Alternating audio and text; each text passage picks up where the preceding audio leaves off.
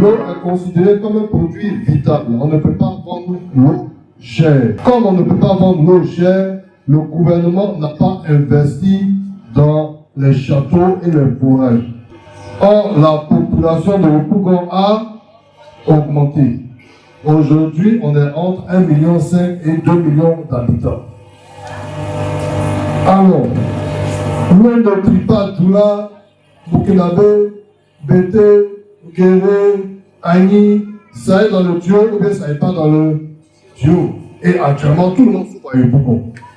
Quel que soit ton parti, quel que soit d'où tu viens, tout le monde souffre. Parce qu'ils n'ont pas fait les investissements, alors que la population a augmenté. Les lois internationales disent que si vous avez une société de distribution d'eau dans votre pays, la population ne peut pas manquer d'eau pendant plus de 48 heures. La population ne peut pas manquer d'eau pendant plus de 15 jours. Si il y a un problème de pénurie, l'État doit fournir l'eau aux populations. C'est pour ça que vous voyez les citernes de l'ONEP. Voilà, les citernes de l'ONEP viennent, elles prennent l'eau, elles arrivent et puis elles distribuent donc l'eau aux populations. Mais là encore, ça ne suffit pas. Ça ne suffit pas pour tout le monde. Parce qu'on est nombreux. Donc, ce qu'on a obtenu déjà, c'est qu'on va augmenter les rotations. C'est-à-dire que quand les citernes arrivent, l'eau va être versée directement dans les fûts, au lieu de servir les gens. Et puis ensuite, dans les fûts, on sert les gens. Et pendant ce temps-là, le camion lui retourne se remplit pour revenir. Et on va insister pour qu'il y ait plus de rotation. On va insister pour qu'il y ait plus de citernes. Déjà, ce que la direction ici a obtenu, c'est que toutes les citernes qui viennent à Yopougon, on écrit dessus maintenant, on aime Yopougon. Pour plus, ça va quitter Yopougon pour aller servir quelqu'un ailleurs. Ça reste à Yopougon ici.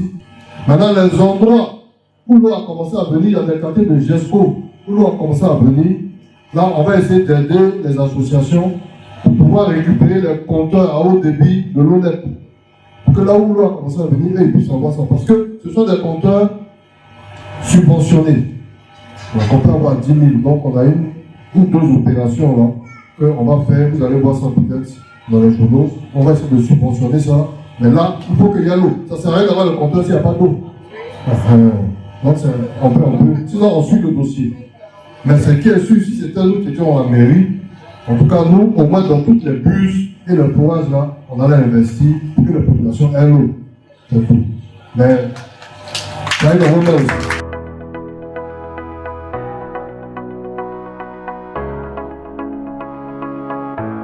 La question pour les jeunes aussi était très très importante. Voilà. Vous savez, quand j'étais plus jeune, j'étais en 5e, 4e. À ce moment-là, j'étais retourné en France pour quelques années.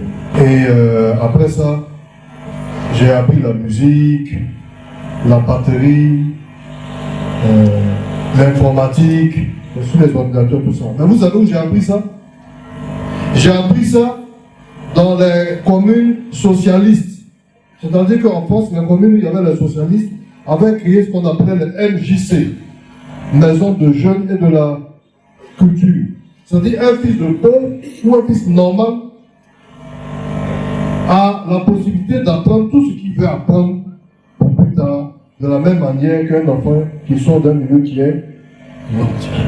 Donc nous, dans notre programme, c'est la même idée qu'on a repris. On va créer 4 ou 5 maisons des jeunes et de l'étudiant. Parce que souvent, quand l'étudiant sort avec des professionnels, parce que souvent, quand l'étudiant sort de l'université, il n'a pas encore la pratique de la chose. Sur le papier, c'est moi comme ça, j'ai une amie, elle est venue me voir.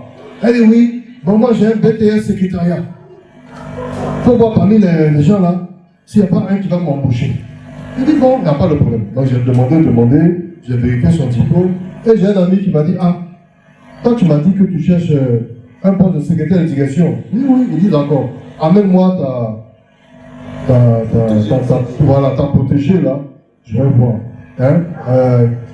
Donc je suis allé voir la protégée, je dis ah ma fille, je pense que c'est bon, faut faire le CV et puis tu envoies ça par mail. Par mail, et par internet. La fille, elle a un secrétariat bureautique. Elle dit, mais mail là même, là c'est quoi? Elle ne connaît pas. C'est-à-dire, elle a eu BTS, mais elle n'a jamais touché l'ordinateur. Secrétariat bureautique, mais elle n'a jamais touché l'ordinateur. Elle ne connaît même pas mail. Donc là, je vais faire comment? Comment moi je peux l'aider? Là, j'ai compris que ce n'est pas important de savoir comment elle a eu son diplôme. Ce n'est pas important. Mais si tu es sur le Yopougon là, avant d'aller chercher ton travail là, nous on t'offre la possibilité de faire une formation qualifiante. Voilà. Je ne sais pas si vous voyez. Voilà, tu fais une formation qualifiante en la maison des jeunes et de l'étudiant. Avant maintenant d'aller sur le marché du travail. Nous, on va proposer une protection aux entreprises et à celles qui sont dans la zone industrielle. On leur propose une protection. Quand on dit protection, c'est-à-dire l'amélioration de la voirie, l'amélioration de la cantine, et puis un regard sur les impôts qu'ils versent à la mairie. On peut offrir une protection.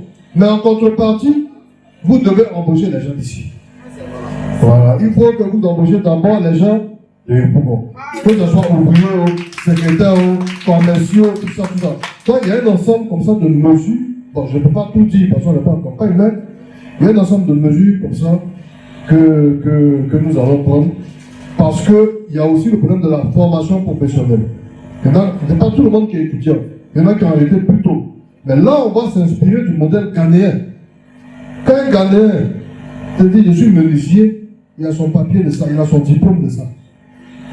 Voilà. Quand il te dit je suis plombier, il a son diplôme de ça aussi.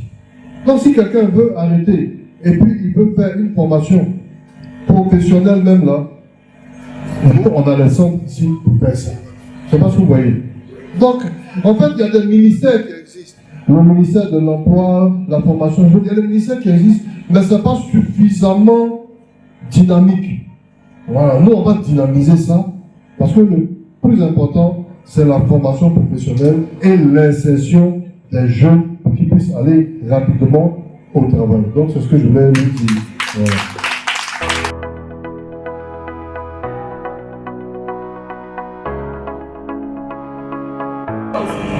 La Côte d'Ivoire va devenir comme le Nigeria, avec des gens qui sont de plus en plus riches et des gens qui sont de plus en plus pauvres.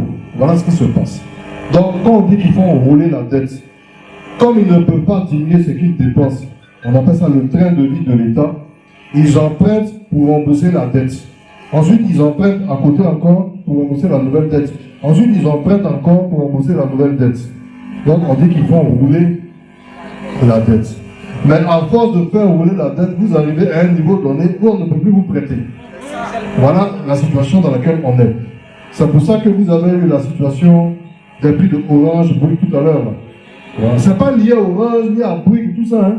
C'est ce que l'État a mis dessus comme taxe. Parce que le FMI a dit, ah, vous êtes tellement endettés, il faut trouver des secteurs où vous allez augmenter vos recettes.